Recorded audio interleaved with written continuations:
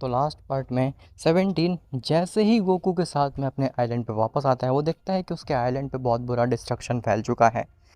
और जब वो आइलैंड को थोड़ा सा सर्च करते हैं तो फिर उन्हें अनकॉन्शियस गोहान मिलता है।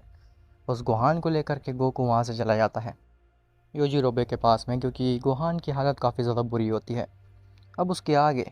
लेकिन उससे पहले तुम वीडियो को लाइक करो, और अगर तुम्हें ऐसी ही स्टोरीज़ और मूवीज़ देखना पसंद है तो चैनल को भी सब्सक्राइब कर देना, ताकि आगे आने वाले वीडियोस में सबसे पहले मिल सकें।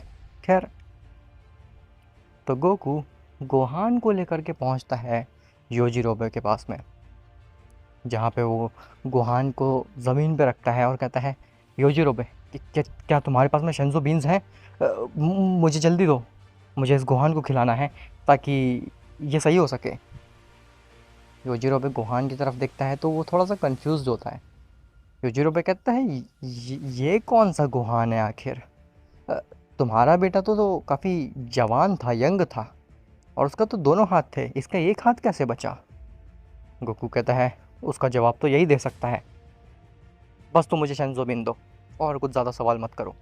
जब ये होश में आएगा तो इससे खुद ही पूछ लेना। जिसके बाद योजिरोबे एक शिंजो देता है गोकू को, जो कि गोकू गोहान के मुंह में डाल देता है। कुछ समय के बाद में गोहान के सारे वुंड्स हील हो जाते हैं और वो होश में आने लगता है। गोहान जैसे ही होश में आता है वो गोकू को देख करके घबरा जाता है। गोहान को लगता है कि गोकू एक एंड्रॉयड है, और वो उससे पीछे हट करके अपनी सुपर सैयन फॉर्म में ट्रांसफॉर्म हो जाता है। गोहान कहता है, तुम एक एंड्रॉयड हो ना, जो कि मेरे फादर की शक्ल में हो? गोकू कहता है, चिल गोहान, मैं गोकू ही हूँ। इवन तुम मुझे हिट करके भी देख सकते हो, मेरे अंदर से ब्लड ही निकलेगा। मैं कोई एंड्रॉयड नहीं हूँ, मैं एक सेयन हूँ। ऐसा बोल करके गोकू रेज करता है और सुपर सेयन में ट्रांसफॉर्म होता है। अब तुम्हें विश्वास हो गया गोहान कि मैं एक सेयन ही हूँ? अगर मैं एंड्रॉयड होता तो फिर कभी सुपर सेयन में ट्रांसफॉर्म नहीं हो सकता था। तब गोहान को थोड़ा सा शांति मिलती है और वो अपनी बेस फॉर्म में आता है। गोकू भी अपनी बेस फॉर्म में आता है और वो गोहान से कहता है, ये तुम्हें क्या हो गया? तुम्हारी ये हालत किसने की आखिर? मुझे बस उसका नाम बताओ, मैं उसे अभी ख़त्म कर दूंगा। तुम्हारा एक हाथ डिस्ट्रॉय हो गया और तुम्हारे चेहरे पे ये स्कार, इसी के साथ तुम थोड़े से ओल्ड भी लग रहे हो गोहान, आखिर क्या हुआ है तुम्हें? गोहान कहता है, मुझे कोई आइडिया नहीं है फादर, मुझे लगता है कि मैं गलती से एक अलग टाइमलाइन में आ गया हूँ, क्योंकि मेरी टाइमलाइन में आप मर चुके हो, सब मर चुके हैं, केवल मैं और ट्रंक्स ज़िंदा हैं, जो कि एंड्रॉयड्स के खिलाफ लड़ाई कर रहे हैं, और अब मैं यहाँ पे हूँ इस टाइमलाइन में। मुझे कुछ भी समझ नहीं आ रहा है आखिर यहाँ कैसे आया मैं। तभी गोकू के दिमाग में एक चीज़ हिट करती है। गोकू कहता है, एक मिनट, बुल्मा भी कुछ ऐसी ही बात कर रही थी टाइमलाइन को ले करके, मैंने उस पर ध्यान नहीं दिया। हो सकता है कहीं उसी की वजह से तो दो टाइमलाइंस मर्ज नहीं हो गई आपस में, और ये दूसरी टाइमलाइन का गोहान यहाँ पे आ गया। गोहान कहता है, कि क्या क्या बात कर रहे हो आप, मुझे कुछ समझ नहीं आ रहा। गोकू कहता है, चिंता मत करो, सब कुछ ठीक है, तुम यहाँ पे सेफ हो। मुझे बस ये बताओ कि आखिर लास्ट बार तुम्हारे साथ में क्या हुआ था? तो गोहान कहता है, लास्ट चीज़ मेरे साथ में क्या हुई थी, मैं एंड्रॉइड्स से फाइट कर रहा था, और अचानक से मेरे आंखों के सामने एक रोशनी आती है, जिसके बाद जब मेरी आंखें खुलती हैं तो फिर मैं एक आइलैंड में होता हूँ, और मेरी काफ़ी बुरी हालत होती है। मैं उठ भी नहीं पा रहा होता हूँ, मेरी बॉडी में इतना ज़्यादा पेन होता है, मैं चीखता हूँ, और उसके बाद मैं अनकॉन्शियस हो जाता। फिर जब मेरी आँख खुलती है तो मैं यहाँ था। गोकू कहता है, ओके, मतलब कि तुम्हारी टाइमलाइन में एंड्रॉइड्स ने पूरे एग्जिस्टेंस पे कब्ज़ा कर रखा है? गोहान कहता है, हाँ, सब कुछ तबाह कर रखा है एंड्रॉइड्स ने, मेरी फैमिली को मेरी आंखों के सामने मारा। मेरे पास में केवल ट्रंक्स बचा है, और वो ट्रंक्स भी कहाँ पे है मुझे कोई आइडिया नहीं है। मुझे ट्रंक्स को ढूंढना होगा। हो सकता है कि वो बेचारा उसी टाइमलाइन में फंसा रह गया हो बाकी एंड्रॉइड्स के साथ में। वो अभी इतना स्ट्रांग नहीं है कि वो कि वो उतने सारे एंड्रॉयड से लड़ सके। मैं उसका टीचर हूँ, मैंने उसको इतना प्रिपेयर नहीं किया है अभी कि वो इतने सारे एंड्रॉयड को खुद संभाल ले।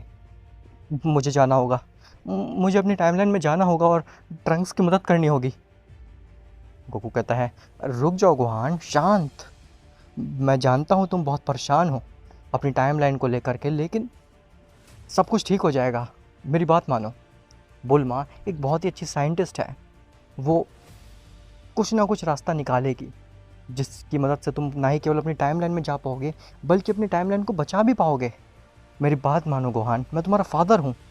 हालांकि मैं तुम्हारा रियल फादर नहीं हूँ, मैं दूसरी टाइमलाइन से हूँ, लेकिन मैं तुमसे उतना ही प्यार करता हूँ जितना कि इस टाइमलाइन के गोहान से करता हूँ।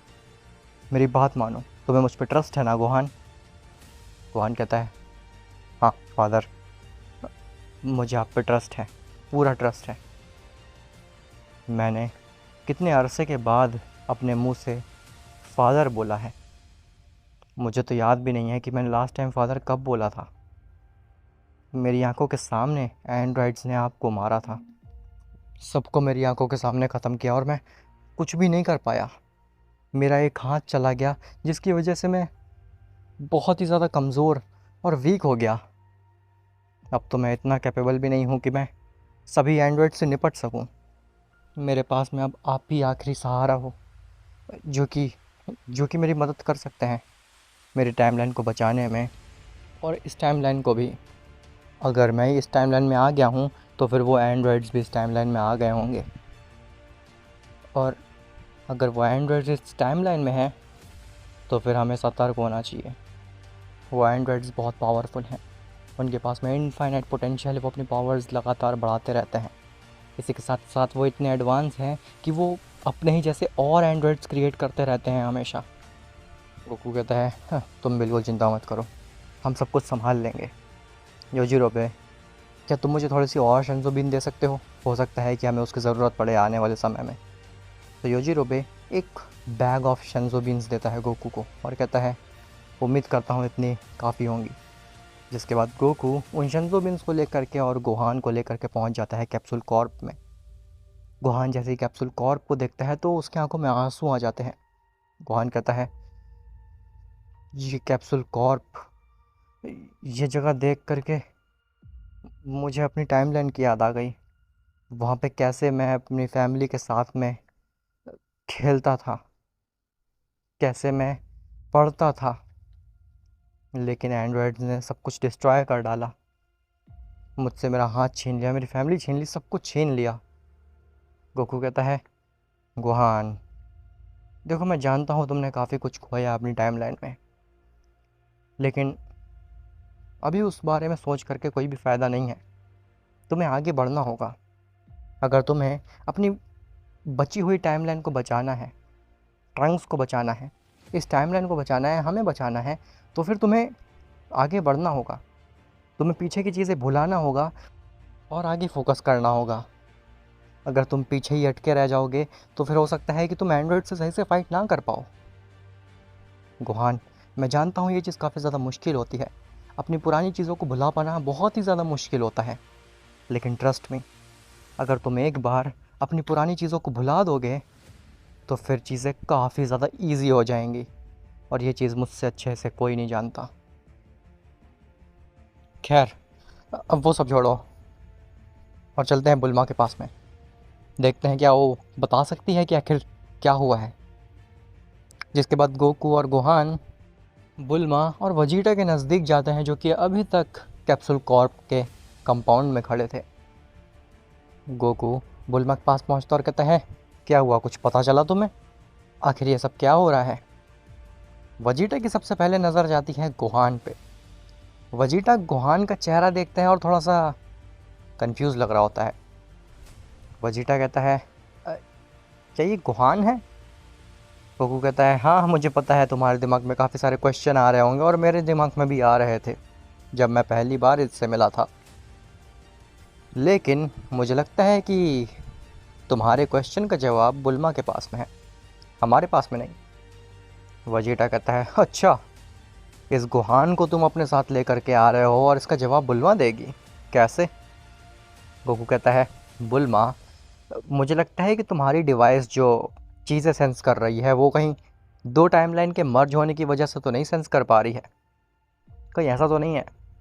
बुल्मा कहती है, अरे हाँ, इस बारे में तो मैंने सोचा ही नहीं। एक मिनट।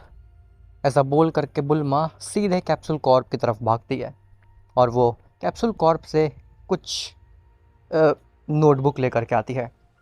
उस नोटबुक में रीडिंग्स लिखी होती हैं अलग अलग। जब बुल्मा उन रीडिंग्स को मशीन की रीडिंग से मैच करती है तो फिर उसके हाथ से नोटबुक ही छूट जाती है।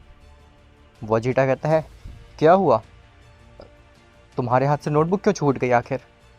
बुल्मा कहती है, गोकू एकदम सही कह रहा है, दो टाइमलाइंस आपस में मर्ज हो गई हैं। हमारी टाइमलाइन एक दूसरी टाइमलाइन से मर्ज हो गई है और ये वही टाइमलाइन है जिससे ट्रंक्स आया था और वो फ्रीज़ा को मारा था। वजीटा कहता है, हाँ, लेकिन कैसे, ये चीज़ हुई कैसे अपने आप? बुल्मा कहती है, इसका जवाब तो मेरे पास नहीं है, लेकिन गोकू ने एकदम ठीक कहा, दो टाइमलाइंस मर्ज हो गई हैं।